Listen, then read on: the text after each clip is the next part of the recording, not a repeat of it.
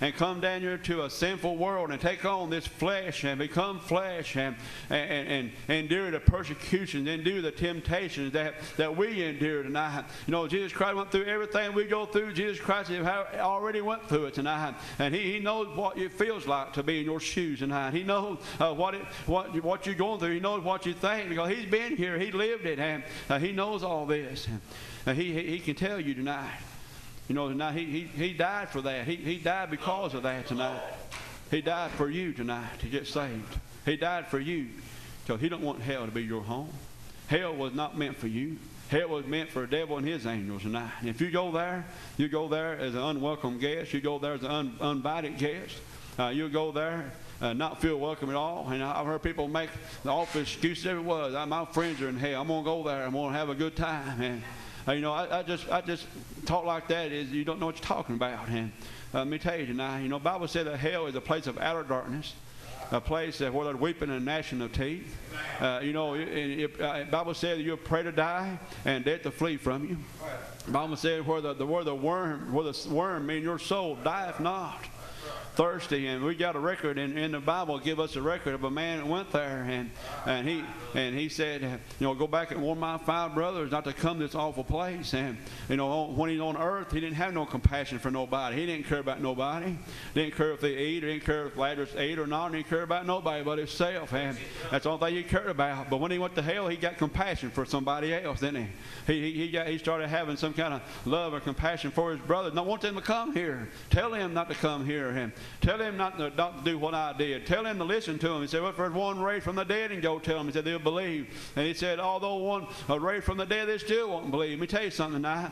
Jesus Christ ain't going to come down here and get you by the ear or by the hair of the head and drag you to the altar and get it saved and make you get saved. You're going to have to come willing, take it by Him by faith and believe on what His Word says tonight.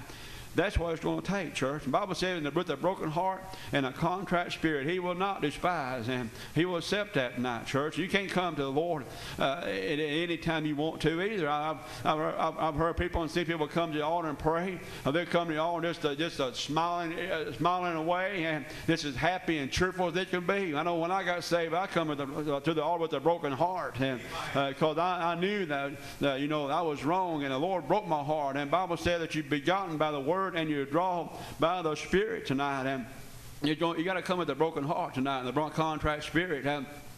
The people that come, they'll come chewing gum, and they'll come like I said, happy as can be. You know, and I don't know about you tonight, but I didn't get it that way, church. I got it on my knees in the word of prayer. I got it with that, and it didn't take a big long drawn out speech either for me to get saved. And I just asked the Lord to save my soul and forgive me my sins. He did that tonight. You don't have to stay on the altar hours at a time and days at a time. You just got to be willing to give up this world and what's in it. You just got to be willing to deny yourself and pick up His cross and be willing to say, my way is not working no more. It has to be something different. And I know in the book of Samuel there that the people of God's children there of Israel, they went back on God, and the Philistines, they come and got the ark of God out, and they didn't want no God. And what they wanted was a king over them, and Samuel tried to tell people, said, you already got a king. God is your king. God is your ruler. And you know, they said, no, we want to be like every nation around us. We want a king too, like everybody else. And you know, and so the Lord hearkened unto their cry and sent him down there to anoint Saul as king. And when they anointed Saul as king, that might well say, well, they didn't want God no more. Turn it back on God right then and there, because they wanted somebody else. And but you know, let me tell you something. The Lord, you know, is not like that, church. I mean, He said He's a jealous God tonight,